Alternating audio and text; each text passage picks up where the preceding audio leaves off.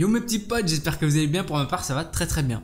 Avant de commencer, je tiens à tous et toutes vous remercier. Franchement, le soutien que vous m'apportez en ce moment, c'est un truc de malade. Il y a plein de commentaires qui sont très gentils et d'ailleurs d'autres qui me disent « Ah tiens, moi je te regarde depuis le Sénégal, moi depuis la Réunion ». Ça me fait ultra plaisir, c'est exactement le but de la chaîne, c'est de partager toutes ces histoires avec le monde entier. Et bah là effectivement on est en plein dedans. Aujourd'hui je vais vous présenter deux threads d'horreur très sympathiques. J'espère qu'ils vous plairont. Si vous n'êtes pas abonné, n'hésitez pas à le faire et à activer la petite cloche pour ne louper aucune des prochaines vidéos. Avant de commencer, on n'oublie pas le petit pouce bleu de soutien. Allez, prends ton meilleur chocolat chaud et installe-toi confortablement.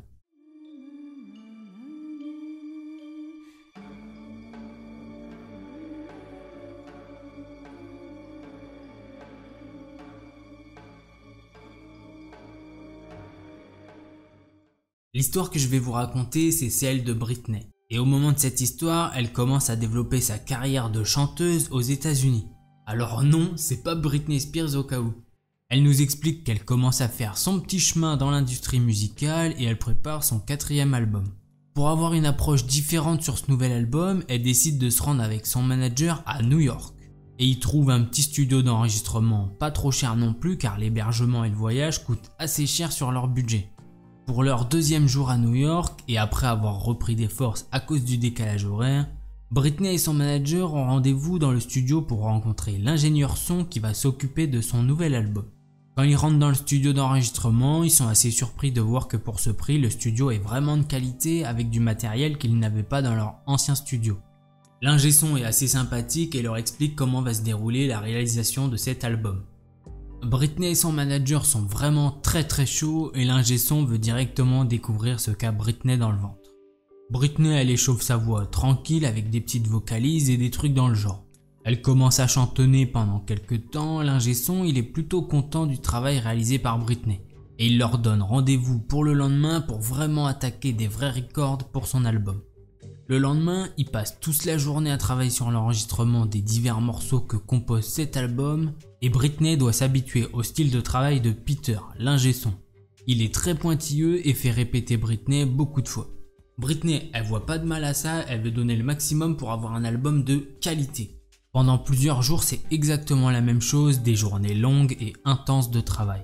Un mardi matin, rebelote, ils travaillent tous d'arrache-pied et après avoir mangé, le manager de Britney doit aller en centre-ville car il a des rendez-vous avec des labels de musique.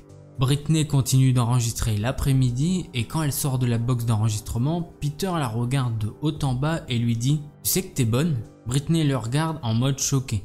Peter s'excuse en disant « En chant, je voulais dire, tu sais que t'es bonne en chant ?» Britney, elle rigole mais pas totalement. Elle avait bien compris que c'était bien la première phrase qu'il voulait dire. Ils continuent tous les deux d'enregistrer et Peter continue à lui sortir des phrases beaufs, voire creepy du genre « Tu cries bien, j'aimerais bien voir ça au lit ». Et il lui sort pas mal d'autres phrases dans ce genre là. Le soir, Britney elle est complètement morte, physiquement et mentalement. Elle se rend à l'arrêt de bus pour rentrer dans son appart en location et elle voit Peter passer en voiture. Il lui demande s'il peut la raccompagner chez elle et vu la journée bizarre, elle lui dit qu'elle doit passer dans un magasin avant de rentrer chez elle. Ce qui est évidemment faux. Le soir même, Britney elle entend son téléphone vibrer pas mal de fois. C'est Peter qui lui envoie pas mal de textos, assez explicites et surtout une vidéo de lui qui enlève tous ses vêtements. Du coup, elle prévient aussitôt son manager qui est dans la pièce d'à côté. Le lendemain matin à 8 h, le manager a prévenu le patron du studio d'enregistrement qui a décidé de renvoyer Peter après avoir vu cette vidéo et écouter tout ce que Britney lui avait dit. À 9 h du matin, arrivée habituelle de Peter, il n'était pas là. À 10 h, le patron du studio a décidé de faire venir une connaissance à lui qui dépannerait pour la fin de l'enregistrement pour l'album de Britney. À 13 h, le nouvel ingé son il est arrivé au studio et a fait connaissance avec tout le monde pour connaître les projets et les envies de Britney concernant cet album. Pendant cette discussion, il fouillait le PC pour trouver les premières musiques de l'album qui avaient été enregistrées avec Peter. Il a cherché pendant pas mal de temps mais il fallait se rendre à l'évidence. Peter avait tout effacé. Britney elle est dépitée. Ils viennent de perdre quasiment 2 semaines de boulot intensif. Elle décide de prendre sa journée et de réfléchir à la situation. Vers 16 h, elle reçoit un SMS de Peter. Il lui dit qu'il peut lui rendre toutes les chansons déjà faites si elle accepte un simple rendez-vous avec lui. Britney n'est vraiment pas emballée par ça mais elle décide d'accepter et lui dit que le rendez-vous aura lieu dans un lieu public. Peter, il est d'accord avec ça. À 18 h, elle arrive au point de rendez-vous. Peter est déjà là. Elle le rejoint et commence une conversation avec lui à contre-cœur. Elle veut juste partir mais Peter lui a pas encore donné la clé USB contenant ses musiques. Elle fait mine de s'intéresser à lui pendant une petite heure et après ça elle lui dit qu'elle doit partir. Elle se dit naturellement qu'au moment de partir il devrait sûrement lui donner la clé USB. Au lieu de ça, il lui agrippe le poignet et chuchote à son oreille qu'il a un pistolet dans sa veste et que si elle ne fait pas ce qu'il lui dit, il tirerait sur quelqu'un dans le café. Elle tient bien évidemment plus à la vie de quelqu'un qu'à ses musiques. Elle accepte donc malheureusement de suivre ce fou. Il la fait marcher pendant une trentaine de minutes pour la conduire vers ce qui semble être son appartement. Quand elle arrive dans la chambre de ce malade, il y a plein de photos d'elle et elle sait pertinemment qu'à ce moment-là, il va essayer d'abuser d'elle. Elle réfléchit très vite et elle a une idée. Le mec commence à la déshabiller et elle fait comme si elle était d'accord mais tout ça fait partie de son plan. Pendant qu'il l'embrasse, elle étend son bras droit et prend la lampe de chevet. Elle lui met un énorme coup dans la tête. La lampe de chevet se casse sur le cou et Peter crie. Britney court pour quitter l'appart à toute vitesse. Mais la porte est fermée et les clés ne sont pas sur la porte. Elle est encore plus paniquée. Elle vient de gâcher sa seule chance de s'évader de là. Mais elle connaît ce genre d'immeuble. La fenêtre du salon donne sur la cage d'escalier anti-incendie qui est à l'extérieur. Elle se précipite dessus pour l'ouvrir. Elle est quasiment sortie mais Peter la retient finalement par le pied. Petit coup de chance dans cette situation, il lâche sa prise car elle bouge ses pieds comme une folle. Elle dévale les 3 étages de cet escalier et commence à courir dans la ruelle. Malheureusement, Peter la suit et la rattrape en la renversant par terre. Sauf que Britney était arrivée dans une rue passante. Tout le monde a crié et plusieurs passants sont venus aider Britney. Peter s'est donc enfui en courant. Les passants ont prêté des affaires à Britney pour qu'elle puisse se couvrir un minimum car elle s'était enfuie à moitié nue. Ils ont par la même occasion appelé la police qui est d'ailleurs arrivée très vite. La police l'a donc amenée au poste de police et a pris sa déposition. Elle a bien évidemment porté plainte contre lui et Peter a été arrêté 5 jours plus tard dans un autre état. Il s'était fait contrôler au volant d'une voiture volée. Peter a été jugé pour plusieurs chefs d'accusation et a fini en prison. Britney, quant à elle, continue sa carrière professionnelle en faisant très attention à ses partenaires de travail. Elle reste marquée à vie par cette expérience. Voilà, cette histoire elle est maintenant finie. Putain, elle a de la chance d'habiter à New York et que là-bas il y a ces fameux escaliers dehors. Je pense pas qu'elle s'attendait à tomber sur un fanatique à ce point-là. N'hésitez pas à me dire ce que vous avez pensé de cette petite histoire. On passe de suite à la seconde histoire.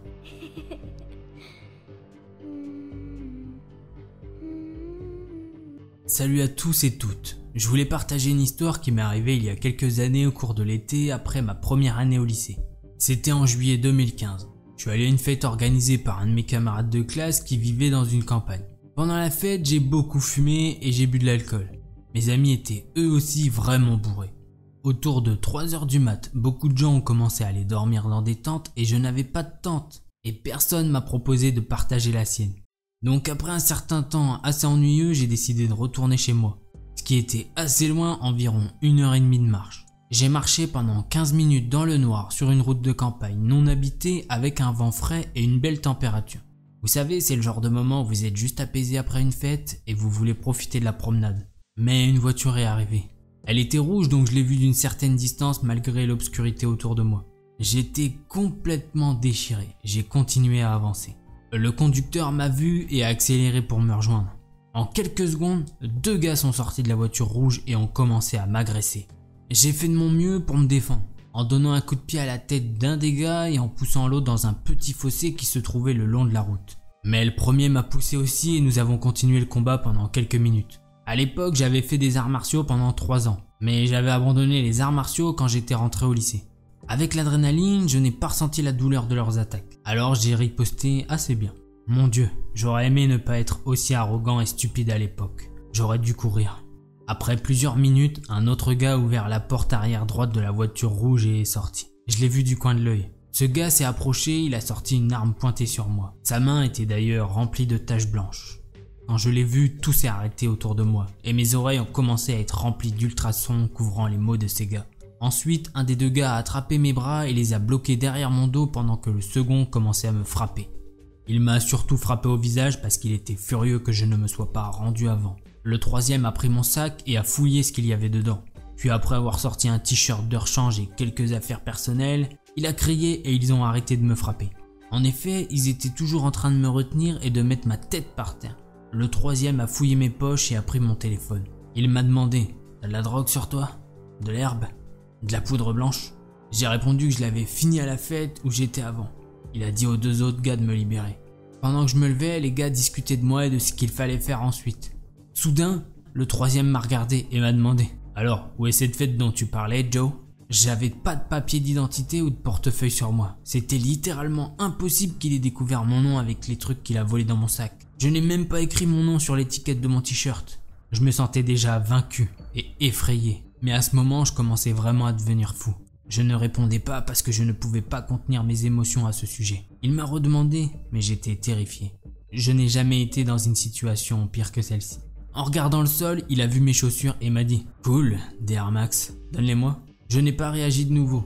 Alors il s'est approché et s'est penché pour les prendre, car il a vu que je ne pouvais pas bouger un seul muscle. Mais cette fois-là, j'allais clairement faire un move. C'était le moment d'inverser les chances. Quand il s'est penché, j'ai attendu et puis je l'ai frappé violemment au visage avec mon genou. Et j'ai commencé à courir plus vite que jamais. Malheureusement, j'ai laissé mes affaires derrière moi, mais j'avais vraiment trop peur pour y retourner. J'ai regardé en arrière de peur qu'ils ne me poursuivent, mais tout ce que j'ai vu, c'est ces 3 gars qui me regardaient. Le 3e qui riait vraiment fort et m'insultait de là où il se tenait. Pour être clair, c'était pas la première fois que je voyais une arme à feu. J'ai eu l'occasion d'en utiliser quelques fois avec mon grand-père, donc je connaissais les conséquences et je ne sous-estimais pas les risques. Néanmoins, l'histoire ne s'arrête pas là. Après avoir fui dans les champs, je suis retourné à la fête et certains de mes amis m'ont soigné. Je ne répondais à aucune question. J'ai bien dit que 2 gars m'avaient tabassé, mais j'avais trop peur de parler du 3e. Parce qu'il avait une arme, mais surtout, il connaissait mon nom. Après quelques heures traumatisantes, j'ai appelé ma mère avec le téléphone de la fille qui s'occupait de moi. Ma mère est venue au lieu de la fête pour me ramener à la maison. Je ne lui ai pas dit la vérité. Même si je lui fais confiance plus que tout au monde, je savais qu'elle allait flipper. Et ce n'était vraiment pas une bonne période puisque j'ai déjà eu de mauvaises expériences avec la police et qu'elle était vraiment exaspérée par mon comportement. Elle m'a amené au poste de police. Je leur ai dit la même chose et j'ai clairement vu des policiers se moquer de moi. Après une semaine, j'ai décidé de retourner à une fête qui n'était vraiment pas loin de chez moi. Un truc comme 15 minutes de marche. Je me suis rendu compte que chaque fois que j'entendais une voiture, j'essayais de me cacher pour l'éviter. Parfois, quand une voiture s'arrêtait et se tenait sur place, je préférais faire un détour. Ces réflexes traumatisants et fous ont duré 2 ans. 2 ans de peur que je puisse rencontrer cet homme à nouveau. Comme je l'ai dit plus tôt, j'ai déposé une plainte au poste de police. Mais il n'y avait clairement aucun espoir de les trouver. Jusqu'à ce qu'on me rappelle, c'était en septembre 2017. J'ai conduit jusqu'au poste de police et ils m'ont installé dans une pièce.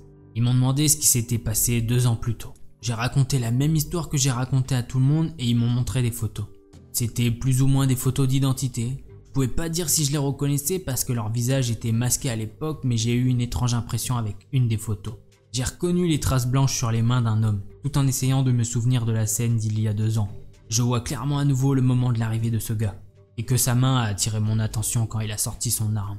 Même si je n'ai pas dit toute la vérité avant, je voulais savoir ce qu'ils ont trouvé pour me demander de venir ici. Alors je leur ai dit que ce gars me semblait familier.